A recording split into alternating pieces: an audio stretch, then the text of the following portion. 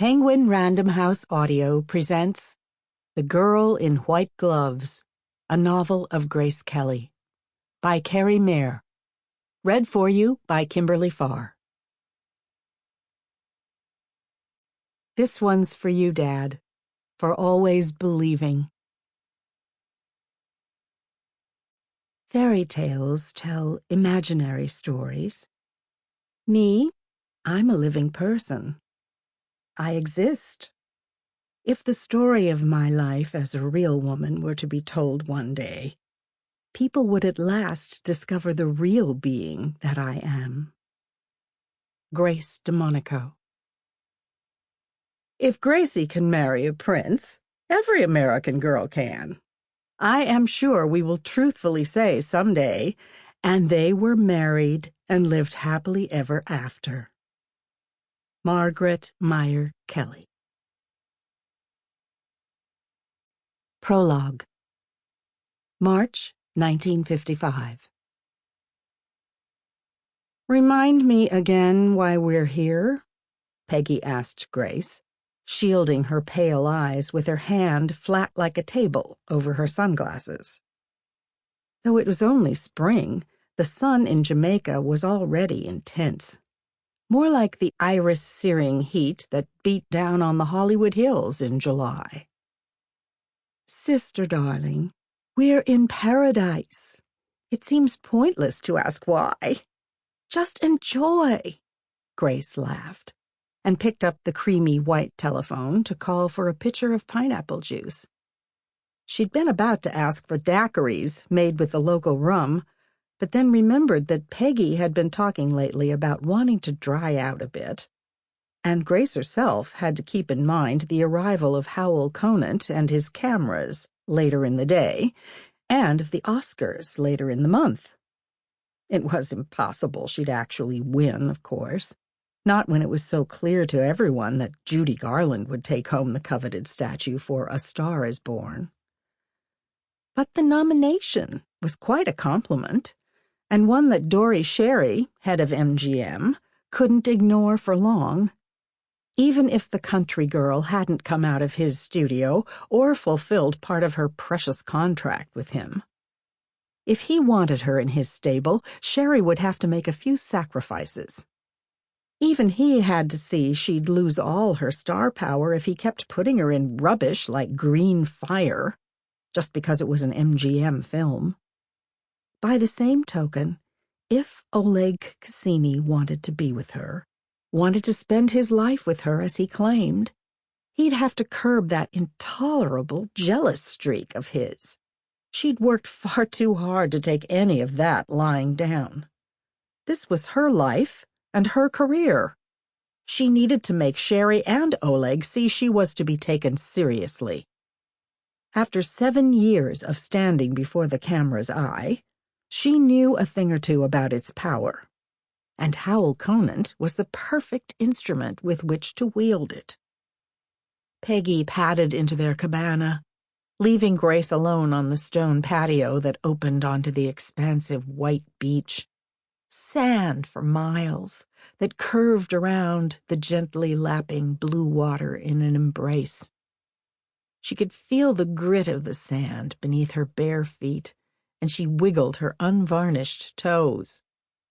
Hands on her hips, she squinted out into the white noonday light and inhaled deeply, feeling her shoulders rise effortlessly as her lungs filled with hot, salty air. This was what freedom felt like. A memory of walking the Ocean City boardwalk floated to her mind, the sand between her toes, the rush of the Atlantic on the beach, seagulls squawking overhead. She'd felt free there, too, in that narrow New Jersey town where her family had spent every summer of her life.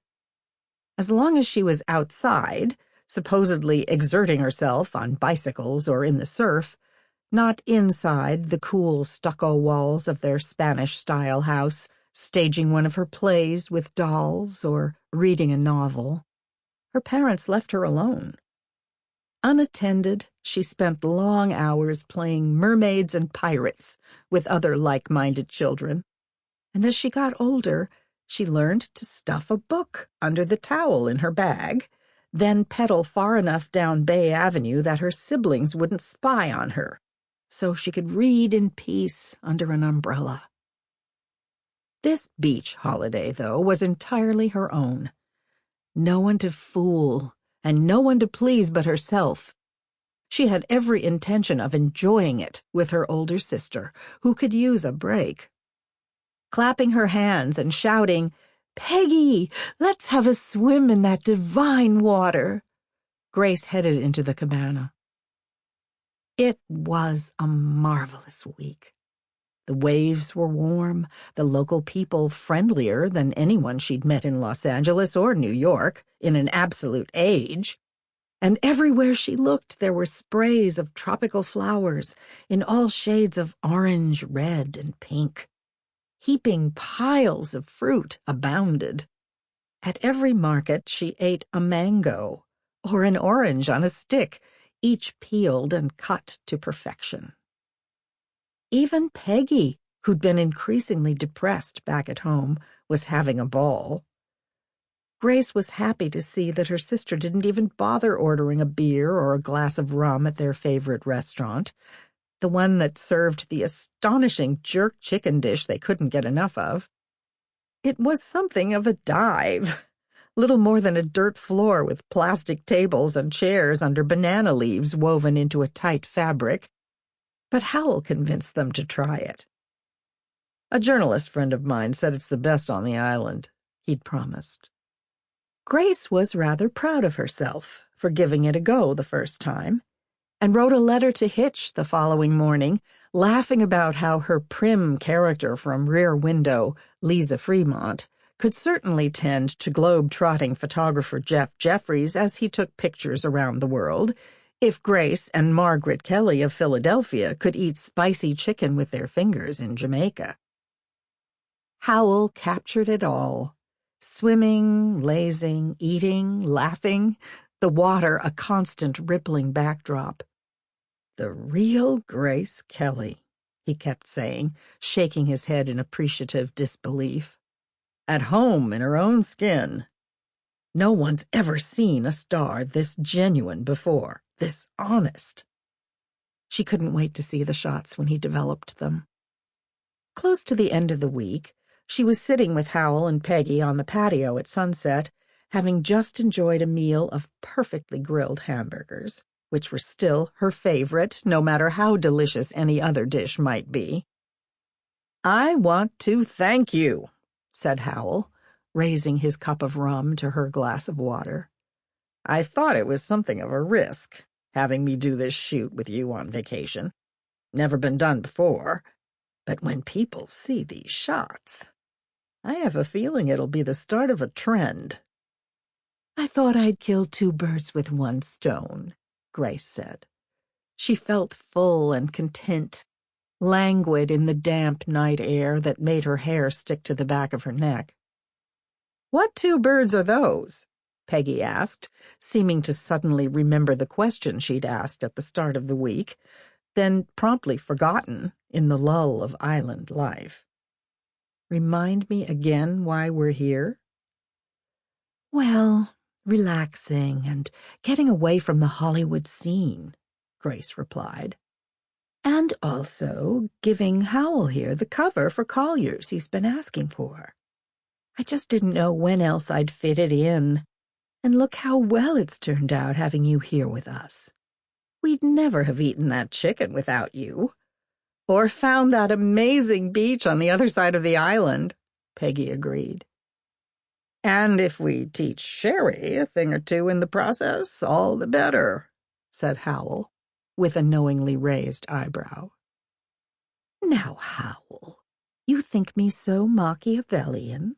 Grace asked, innocently tilting her head as she'd done so successfully before so many cameras. Ingenue. How she detested that word, which had come to be synonymous with her name. But at least she'd learned how to use that girl's manner to her advantage. Howell laughed and knocked back the rest of his rum. "Oh, Grace." Sample complete. Ready to continue?